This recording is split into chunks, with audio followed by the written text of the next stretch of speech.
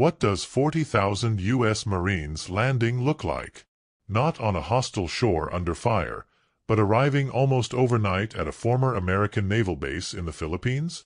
The Pentagon calls it an exercise, a mutual defense drill.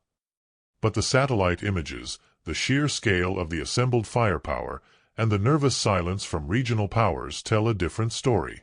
Asia is on high alert. This is not a friendly visit. This is a signal. A massive, unmistakable war signal. And the world is holding its breath to find out who it's aimed at. To understand the magnitude of this, we need to understand Subic Bay. For decades, it was the jewel of the U.S. Navy's Pacific presence, a deep-water harbor perfectly positioned to project power across Southeast Asia. Closed in the early 90s, its strategic importance never faded. Located just a stone's throw from the contested waters of the South China Sea, Subic Bay is the key. Controlling it means controlling vital sea lanes, the arteries through which trillions of dollars in global trade flows every year. Its return to American operational control, even temporarily, is a geopolitical earthquake. The arrival wasn't gradual. It was a surge. Over 72 hours, a U.S. carrier strike group materialized off the coast. Amphibious assault ships disgorged wave after wave of Marines. C-17 Globemasters landed every few minutes at the nearby Clark Air Base, unloading equipment, supplies, and special operations forces. 40,000 troops. That's not an exercise force. That's an invasion-level deployment. Under the framework of existing defense treaties, the Philippine government granted access, but the sheer speed and scale of the American arrival surprised everyone, including Manila. A massive security perimeter was established, not just around the old naval base, but encompassing large swathes of the surrounding area. Subic Bay was effectively under American control. The official justification came swiftly. Joint statements from Washington and Manila spoke of Balikatan 2.0, an expanded version of their annual mutual defense exercises, focusing on humanitarian assistance and disaster relief preparedness.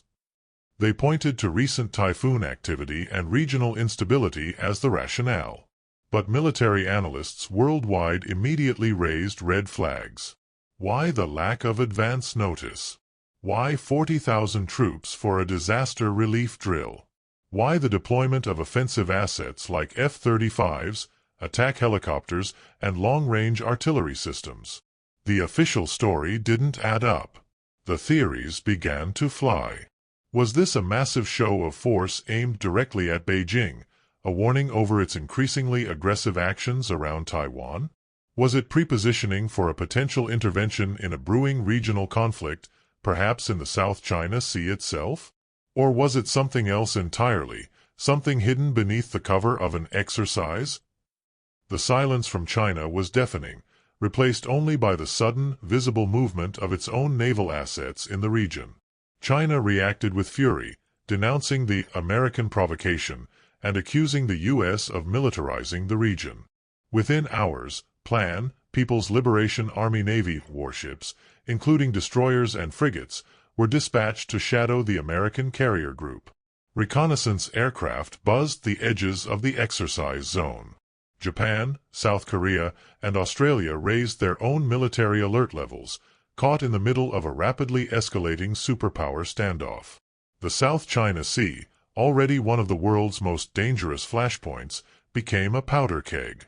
The risk of a miscalculation, an accidental collision or exchange of fire, skyrocketed. What are they really doing inside Subic Bay?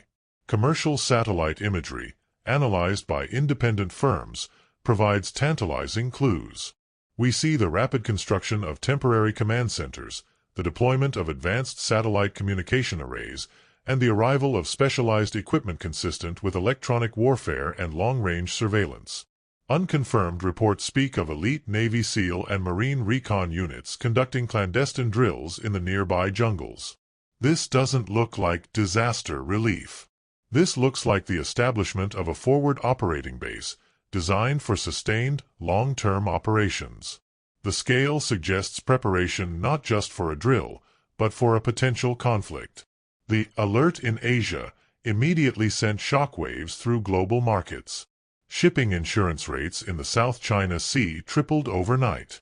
Major international corporations began rerouting cargo vessels away from the area. Airlines altered flight paths.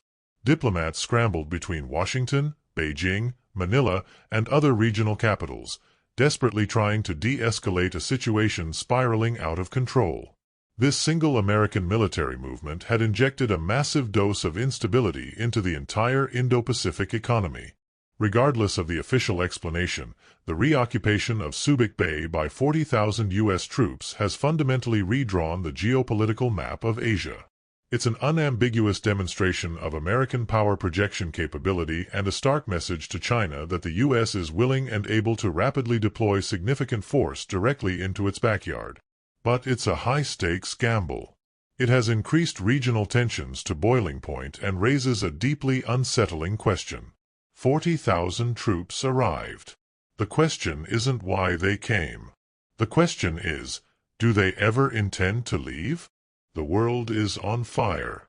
Not just on the distant battlefields we see in the news, but right here, right now, in the shadows of geopolitics, in the code lines of cyber warfare, and in the economic shockwaves that shake our lives without us even noticing.